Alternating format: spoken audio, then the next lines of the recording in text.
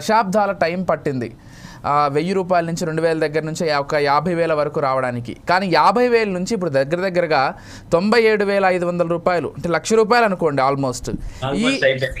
Almost అయిపోయింది. ఇంత రావడానికి ఒక 4-5 నెలల కాలమే పట్టింది. అంటే ఎందుకు ఇంత ఇన్స్టెంట్గా అసలు ఇంత ప్రైస్ హైక్ ఎందుకు జరిగింది? అసలు ఏంటి దీనికి కారణాలు? ముఖ్యంగా 4 కారణాలు కనపడుతున్నాయండి. ఒకటి ఏంటంటే ఈ ఈక్విటీ మార్కెట్స్ అన్ని కూడా 30% దాకా ఫాల్ అవటం కూడా జరిగింది. లాస్ట్ 6 months లో ఇండియన్ మార్కెట్స్ అవ్వచ్చు, ఏషియన్ మార్కెట్స్ అవ్వచ్చు బాగా తగ్గాయి. అంటే ఆ డబ్బంతా కూడా తీసుకెళ్లి ఈ గోల్డ్ మీద ఇన్వెస్ట్ చేశారు లోకల్ ఇన్వెస్టర్స్. ఓకే. ఆ ఈక్విటీ ప్రాఫిట్స్ ఎక్కడైనా ఏమవుతుందంటే ఇప్పుడు డిమాండ్ అండ్ సప్లై రేంజ్ లో ఉంటుంది. అంటే ఇప్పుడు ఈక్విటీస్ ఇండియన్ మార్కెట్స్ చాలా హై లెవెల్ వాల్యుయేషన్స్ వెళ్ళాయి కాబట్టి అక్కడ ప్రాఫిట్ బుకింగ్ చేసుకొని దాన్ని మళ్ళీ అసెట్ రొటేషన్ కింద గోల్డ్ కి వచ్చారు. అది ఫస్ట్ గోల్డ్ రేజ్ అవడానికి ఒక రీజన్. రెండో పాయింట్ ఏంటంటే జనరల్ గా ఇండియన్స్ మ్యారేజ్ సీజన్ ఎక్కువ బయింగ్ చేస్తారు కాబట్టి ఈ ఫస్ట్ 3 నెలలు 4 నెలలు మ్యారేజ్ సీజన్ కాబట్టి అది జనరల్ డిమాండ్ రావడం అనేది రెండో రీజన్. మూడో రీజన్ ఏంటంటే ఈ ట్రంప్ గారి ఎఫెక్ట్స్ అన్ఎక్స్పెక్టెడ్ గా ట్రంప్ గారు వచ్చి ఈ యొక్క టారిఫ్స్ ఇవ్వటం అనేది అదొక మేజర్ గా అన్సర్టనిటీ అంతా కూడా క్రియేట్ చేశారు గోల్డ్ మీద. అంటే వరల్డ్ ఎప్పుడైతే అన్సర్టనిటీ క్రియేట్ అయిపోయిందో ఆటోమేటిక్ గా సేఫ్ హేవెన్ అని ఎల్లో మెటల్ కి పేరు ఉంటుంది కాబట్టి వాళ్ళు కూడా ఎక్స్ట్రా బయింగ్ జరిగింది. ఓకే. నాలుగో పాయింట్ ఏంటంటే డాలర్ ఇండెక్స్ అనేది తగ్గటం 5 years లో లెవెల్లో తగ్గింది.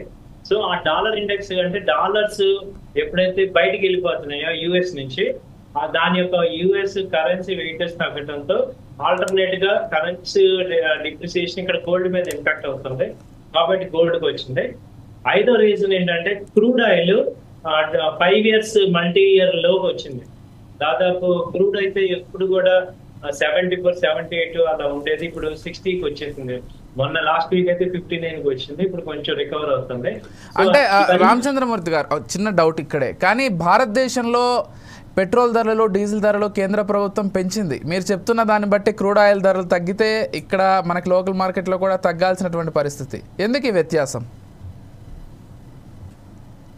ఎందుకంటే మరి అక్కడ అదే మేజర్ గా ఏమవుతుందంటే ఆయిల్ కంపెనీస్ కి గవర్నమెంట్ కి వాళ్ళకి బెనిఫిట్ ఉంటది కాబట్టి ఇంటర్నేషనల్ గా పెరిగితే మనకి పెరుగుతాయి తప్ప తగ్గితే ఆ డిస్కౌంట్ ఇమ్మీడియట్ గా ఇవ్వట్లేదు.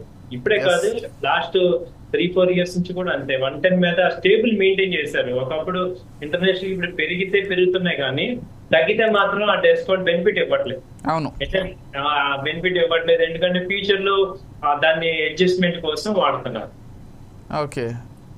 కాబట్టి గోల్డ్ పెరగడానికి అదొక మేజర్ రీజన్స్ ఇవన్నీ చూసుకుంటే. ఇంకోటి ఏంటంటే ఇంకో మేజర్ రీజన్ యుఎస్ లో రెసెషన్ వస్తుంది అనేది 60% పీపుల్ బిలీవ్ చేస్తున్నారు, ఎకనామిక్స్ కానీ. ఆ రెసెషన్ వల్ల ఏమవుతుందంటే అన్సర్టనిటీ, దానికి తగ్గట్టుగా ఈ ఐటీ కంపెనీస్ అన్ని కూడా నెగిటివ్ రిజల్ట్స్ నెగిటివిటీ కనపడుతున్నాయి. అవును, ఈవెన్ ఐటీ రెసెషన్ కూడా భారీగా ఉండబోతోంది ఈ కమింగ్ అప్ ఇయర్స్ లో అనేది కూడా వినిపిస్తుంది ఈ మధ్య. అవునండి. సో ఎప్పుడైతే లేఆఫ్లు, జాబ్స్ పోర్టల్ లేఆఫ్లు ఇవన్నీ కూడా చూస్తున్నామో, ఎందుకంటే ఇప్పుడు ట్రంప్ టారిఫ్ ఎఫెక్ట్స్ వల్ల ఏమవుతుంది, H1B వీసాలు తగ్గిపోతున్నాయి, ఆ స్టడీస్ తగ్గిపోతున్నాయి, అన్ని రకాల ఎఫెక్ట్ అవటం వల్ల ఈ ఐటీ జాబ్స్ ఉద్యోగాలు డిమాండ్ తగ్గడం వల్ల దాని యొక్క రెసిషన్ రావటం అనే ఫియర్ వల్ల ఏమవుతుందంటే గోల్డ్ సేఫ్టీ ఎఫెక్ట్ కింద ఎక్కువ ఇన్వెస్ట్మెంట్ చేస్తున్నారు. ఓకే. అంటే ఒక్కసారిగా 7-8 రీజన్స్ మేజర్ రీజన్స్ యాడ్ అవటంతో మొత్తం ఇన్వెస్ట్మెంట్ అంతా గోల్డ్ మీదకి వెళ్ళిపోతుంది. ఓకే. మరోవర్ మళ్ళీ ఇప్పుడు అమెరికా చైనా మధ్య వాణిజ్య యుద్ధం ఒకటి నడుస్తోంది. అవునండి. ఇప్పుడు అది కంటిన్యూగా ఇప్పుడు అవుతుంది. ఇప్పుడు దాకా ఇంతకు ముందు ఉక్రెయిన్ యుద్ధము అది అనుకున్నాం, అంతకు ముందు వెస్ట్ ఏషియా అనుకున్నాం. ఆ రెండింటితో లాస్ట్ 2 years గడిచింది. ఇప్పుడు రీసెంట్ గా ఈయన రావడంతో ఈ టారిఫ్స్, గ్లోబల్ టారిఫ్స్ వేయటం అనేది జరిగింది. ఒక పాజిటివ్ గా ఏంటంటే ఇక మిగతా కంట్రీస్ అన్ని కూడా నెగోసియేషన్ వచ్చి ఎంతో కొంత ఈ టారిఫ్ వార్ తగ్గిద్దామని రావడం అనేది ఒక పాజిటివ్ సంకేతం. ఈ చైనా యుఎస్ కూడా కొంచెం ఒక సెటిల్మెంట్ కి వస్తే గ్లోబల్ పీస్ వస్తుంది, అప్పుడు డ్రాస్టిక్ గా తగ్గిపోతుంది సార్. గోల్డ్ అనేది ఇప్పుడు ఆర్టిఫిషియల్ గా పెరిగింది తప్ప దానికి మేజర్ డిమాండ్ ఉండి కాదు. సో ఆర్టిఫిషియల్ గా పెరిగింది అంటారు ఇది. అంటే ఇప్పుడు మనం ఒక సీజన్ లో చూస్తున్న టమాటాలు 100 రూపీస్ అవుతుంటాయి. అవును, అదేంటి ఒరిజినల్ రేట్ కాదు. ఆ రేట్ వచ్చినప్పుడు ఎవరు కొనరు. 1 month 2 months అలా ఉండి మళ్ళీ కిందకి వచ్చేస్తాయి. అలాగే ఇది కూడా ఏమవుతుందంటే 1 lakh 1 lakh అని ఎప్పటి నుంచి అందరూ అనుకుంటున్నారు. ఒకసారి 1 lakh టచ్ అయ్యి మళ్ళీ కిందకి రావడం అనేది జరుగుతుంది. కానీ చాలా మంది ఇటు మధ్యతరగతి ప్రజలు కావచ్చు, లేకపోతే చాలా మంది భారతీయులు ఇతర దేశాలతో కంపేర్ చేసి నాకు తెలిసినంత వరకు భారతదేశంలో జరుగుతున్నంత బంగారం కొనుగోలు వ్యక్తిగతంగా ఏ దేశంలో కూడా జరగదు. ఎందుకంటే మనందరం కూడా నగలు వేసుకోవడము, లేకపోతే పెళ్లిళ్ళకి ఆభరణాలు వేసుకోవడము, ప్రతి ఆడపిల్ల మెడలో కావచ్చు, చేతుల మీద కావచ్చు ఎంతో కొంత బంగారం ఉండాలని కోరుకుంటారు ప్రతి ఒక్కరు, ఇన్వెస్ట్ అటు పెడతారు. కాకపోతే అంటే ఇది జరగడం వల్ల ఈ ₹1,00,000 చేరువలో ఉండడం అప్పుడు ఇంకా పెరిగిపోతుంది అనేటువంటి భయంతో ఎవరైనా కొంటే వాళ్ళకి కొంత నష్టం ఏర్పడే అవకాశం ఉంది కదా. షార్ట్ టర్మ్ లో అవుతుంది కానీ సార్ లాంగ్ టర్మ్ లో గోల్డ్ ఇంకా పెరుగుతూనే ఉంటదండి. ఓకే, ఏమీ తగ్గేది ఏం లేదు ఇది. ఎందుకంటే మీరు అన్నట్టు ఆ క్రేజ్ ఎప్పుడు ఉంటుంది, అది ఇంకా పెరిగింది అందరికి. అవును. సో ఇప్పుడు మీరు మనమే ఉన్నాం, డబ్బులు మీరు అన్నట్టు ఎక్సెస్ ఉంటే ఇవాళ మ్యారేజెస్ లో మన ట్రెడిషన్ అది ఇవాళ కాదు, కొన్ని వేల సంవత్సరాల నుంచి బంగారం అనేది మన యొక్క జీవితంలో ఒక భాగం. అవును. కాబట్టి దాన్ని మనం ఆపేది లేదు. అది ₹1,00,000 ₹2,00,000 కొంటూనే ఉంటాం. కాబట్టి ల్యాండ్ ఒకటి, బంగారం ఒకటి మనకి ట్రెడిషనల్. కాకపోతే ఈ బంగారం అవైలబిలిటీ ఒకవేళ పెరిగితే, ఇంకా గనుల్లో ఎక్కువగా దొరికి బంగారం నిల్వలు ఎక్కువగా ఉంటే అదేమైనా ప్రభావం చూపిస్తుందా, లేకపోతే అది పెద్ద ప్రభావం చూపించే అవకాశం ఉండదా? సో అది రిసోర్సెస్ ఇవాళ బంగారం ఉంది సార్. అయితే ఇక్కడ ఏమవుతుందంటే బంగారం విషయంలో మేజర్ ప్రాబ్లం ఏంటంటే ఆ వెలికి తీయటానికి పట్టే కాస్ట్ చాలా ఎక్కువ ఉంటుంది, మార్కెట్ రేట్ కాదు. Okay okay. దానివల్ల మైన్స్ ఉన్నా కానీ వాటిని దీనిలో తీసుకురాలేకపోతున్నారు. కాస్టింగ్ ఎక్కువ అయిపోతుంది. అది శుద్ధి చేయాలంటే చాలా కాస్ట్ అవుతుంది. దాని బదులు మార్కెట్ లో అవైలబిలిటీ బంగారం ఇంకా తక్కువ రేట్ వస్తుంది. ఓకే. ఒకవేళ ఈ రేట్ కనుక అది మ్యాచ్ చేస్తే అప్పుడు డిమాండ్ ఎక్కువ, సప్లై ఎక్కువ అవటం వల్ల డిమాండ్ తగ్గుతుంది. ఓకే. సో దానివల్ల తగ్గే అవకాశం కొంచెం తక్కువే అంటారు. అదంతా జరగాలని చాలా టైం పడుతుంది. ఈలోపు అయితే నేను అనుకోవడం ఏంటంటే ఒక స్టాండర్డ్ బంగారం ధర వచ్చి 85,000 to 90,000 లేదా 80 to 90 మధ్యలో స్టాండర్డ్ మెయింటైన్ అవుతుంది. ఇప్పుడు ఏంటంటే కొంచెం ఎక్స్ట్రీమ్ ఉంది, అది మళ్ళీ డిస్కౌంట్ అవుతుంది. ఈ 1 lakh టచ్ అయ్యే ఛాన్స్ ఉందా? అంటే ఎంత కాదన్నా అది ఒక సెంటిమెంట్ లెక్క కదా, 1 lakh అనగానే అరే ₹1,00,000 వెళ్ళిపోయిందని. 2 days బ్యాక్ వెళ్ళింది సార్, 99,500 దాకా వెళ్ళింది. మళ్ళీ తగ్గింది, ఈ రోజు కూడా కొంచెం తగ్గింది. నిన్న ఇవాళ తగ్గింది. బట్ ఒకసారి టచ్ అవుతుంది, ఒకసారి టచ్ అక్కడి నుంచి డ్రాస్టిక్ గా ఫాల్ అయ్యే ఛాన్సెస్ కూడా ఉంటాయి. ఓకే. అంటే కేవలం ఎక్స్టర్నల్ ఫ్యాక్టర్స్ మాత్రమే దీనికి అంటే పెరగడానికి కారణంగా చూడాలా, లేకపోతే భారతదేశం లోపల బయట కంట్రీస్తో పోలిస్తే ఇక్కడ ఎక్కువ ఉండే అవకాశం ఉందా? ఇప్పుడు క్రూడ్ ఆయిల్ విషయం లాగా కంపేర్ భారతదేశానికి 2 అడ్వాంటేజ్ ఏంటంటే రేట్ కట్ జరిగింది మన 2 times. అంటే ఇప్పుడు లోన్స్, ఈఎంఐస్ ఇవన్నీ కూడా తక్కువ అవటం వల్ల డబ్బు ఎక్కువ వచ్చే ఛాన్స్ ఉంది. ఇప్పుడు నేను 20,000 ఈఎంఐ కడుతున్నాను అనుకోండి, ఒక 3-4,000 నాకు మిగులుతుంది. ఇప్పుడు లోన్స్ తగ్గుతాయి, దాని వల్ల కూడా మనీ సర్ప్లస్ మనీ రావడం వల్ల ఆల్టర్నేటివ్ గా బంగారం కొనేస్తాము. Again supply and demand. అవునా. ఇవాళ ఇంకోటి ఏంటంటే బంగారం రేట్ ఎక్కువైపోవటం వల్ల వెండికి కూడా గిరాకీ పెరుగుతుంది. ఈ ఆర్నమెంట్స్ 1 gram గోల్డ్ అని గోల్డ్ చేసుకోవటం అనేది ఈ సబ్స్టిట్యూట్ చూస్తున్నారు అనమాట. అవును. మరోవర్ ఈ మధ్య కాలంలో ఎక్కువగా ఈ సిల్వర్ తోటి దేవుడి గదిలేక కావచ్చు, లేకపోతే వీటన్నింటికి సిల్వర్ తో చేపించేస్తున్నారు కొన్ని విగ్రహాలు. అవునండి. సో ఇప్పుడు ఏమవుతుందంటే బంగారం ఎందుకు స్టాండర్డ్ అయిపోతుందంటే ఒక రేంజ్ దాటాక ఇక మనమే బంగారం కొనకుండా వెండి కొంటాం. వెండిలో బంగారాన్ని యాడ్ చేసి తగ్గించుకొని ఇది ఎక్కువ కొనడం వల్ల రీప్లేస్మెంట్ అయిపోతుంది. కాబట్టి బంగారం 85 to 95 మధ్యలో ఉంటేనే దానికి అది రేంజ్ ఉంటది అనమాట. లేదనుకోండి ఒక రేంజ్ దాటాక ఎవరో ఇంకా కొనలేనప్పుడు ఆటోమేటిక్ గా రేంజ్ తగ్గుతుంది. ఓకే. అండ్ కాకపోతే మనం ఒక కొద్ది రోజుల ముందుకు వెళ్తే ఈ మార్నింగ్ స్టార్ నిపుణులు ఎవరైతే ఉన్నారో జాన్ వెల్స్, ఆయన మాట్లాడుతూ 55,000కు బంగారం పడిపోతుంది ఖచ్చితంగా అంటూ ఆయన ఒక థియరీ చెప్పారు. వాస్తవమా లేకపోతే కొట్టిపారేయొచ్చా? ఆ థియరీలో మీరందరూ ఫస్ట్ పార్ట్ తీసుకున్నారు, సెకండ్ పార్ట్ తీసుకోవట్లేదు. ఎప్పుడు జరుగుతుందంటే రెసిషన్ వస్తే జరుగుతుంది అన్నారు. రెసిషన్ వచ్చిందంటే మనందరి శాలరీలు కూడా 50% తగ్గుతాయి అప్పుడు. సో మనకి ఎటు పర్చేసింగ్ పవర్ ఉండదు, మన శాలరీలు కూడా తగ్గుతాయి. మనందరి శాలరీలు 50% తగ్గితే గోల్డ్ కూడా 50% తగ్గుతుంది. ఓకే.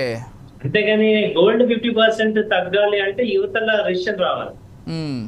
అప్పుడు మాత్రమే దాని వాల్యూ తగ్గుతుంది. సో రెసిషన్ అనేది ఇప్పటి వరకు అయితే ఊహాజనితమే, వస్తుంది అంటున్నారు తప్పించి కొంత ఎఫెక్ట్ ఉందేమో, కానీ అట్లా టాక్ నడుస్తుంది, కానీ రెసిషన్ అయితే లేదు ఇప్పటికి లేదండి. ఓకే, రిజల్ట్ అయితే లేదు, కానీ ఇప్పుడు ఈయన మార్చుకున్నారు కాబట్టి తగ్గుతుంది. ఈయన అలాగే మొండిగా ఉంటే ఎఫెక్ట్ చాలా బాగా ఉండేది. అవును. మరోవర్ ఇప్పుడు అమెరికా కంటే వేరే కంట్రీస్ ని చూస్ చేసుకుంటున్నారు, ఇండియన్స్ కావచ్చు, ఇటు సౌత్ ఏషియన్ కంట్రీస్ కావచ్చు, ఆస్ట్రేలియానో లేకపోతే యూకే ఎక్కువ చూస్ చేసుకుంటున్నారు. అవునండి. ఈవెన్ గ్లోబల్ గా డాలర్ యొక్క డామినెన్స్ కూడా తగ్గిపోతుంది, ఆల్టర్నేట్ కరెన్సీస్ కూడా వాల్యూ వస్తున్నాయి.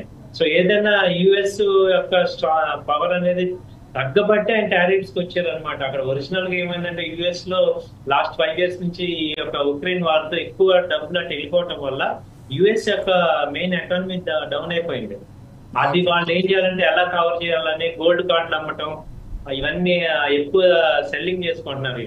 అంటే మనీ కావాలి వాళ్ళకి. ఓకే, అంటే అన్ని దేశాల్లో కూడా కొంత బంగారం నిల్వలు ఉంటాయి. అవును. ఓకే, కాకపోతే మన దేశంలో ఇప్పుడు పర్సనల్ గా అందరూ పర్చేస్ చేస్తారు కాబట్టి ఓవరాల్ గా కంపేర్ చేస్తే కొంచెం ఎక్కువ ఉంటదేమో. ఎక్కువ ఉంటుంది. మనకు ఆర్బీఐ కూడా కొంటుంది సార్ బాగా.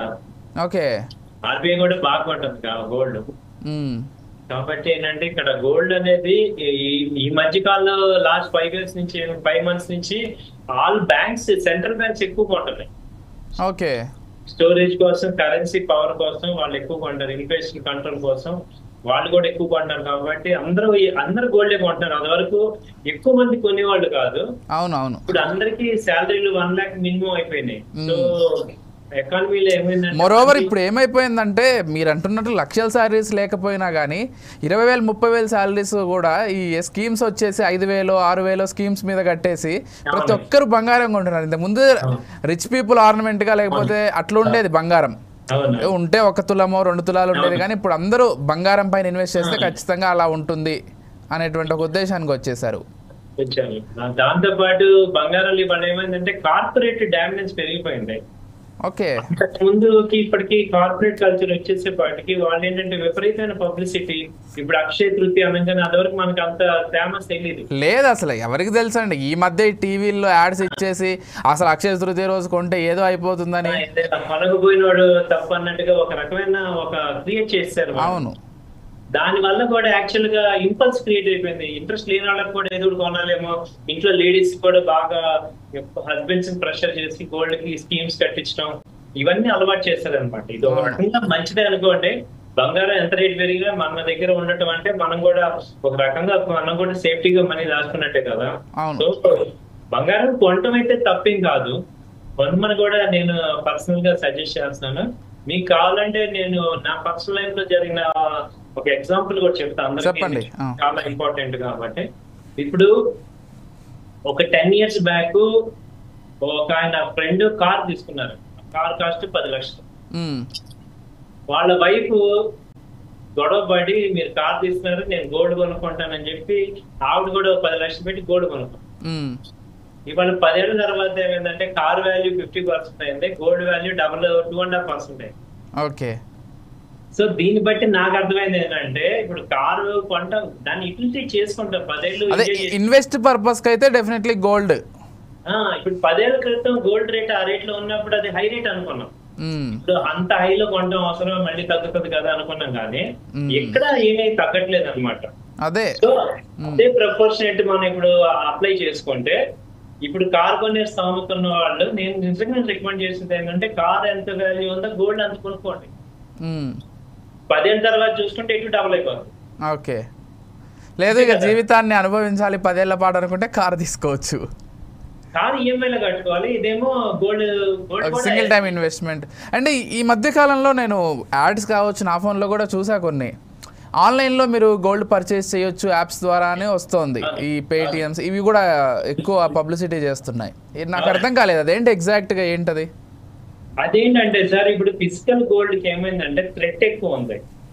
ఓకే, స్టేజ్ దాటాక గోల్డ్ వాల్యూ పెరుగుతుంటే ఏముందంటే బయటకి తీసుకెళ్ళడానికి కానీ అది ఫిజికల్ గా ఇబ్బంది అవుతుంది. కాబట్టి ఈ గోల్డ్ అని కొత్తది వచ్చింది అనమాట. ఈ గోల్డ్ ఓకే, అది ఎలక్ట్రానిక్ ఫార్మాట్ లో మనము షేర్లలో కొంటాము, గోల్డ్లలో కొనుక్కోవచ్చు.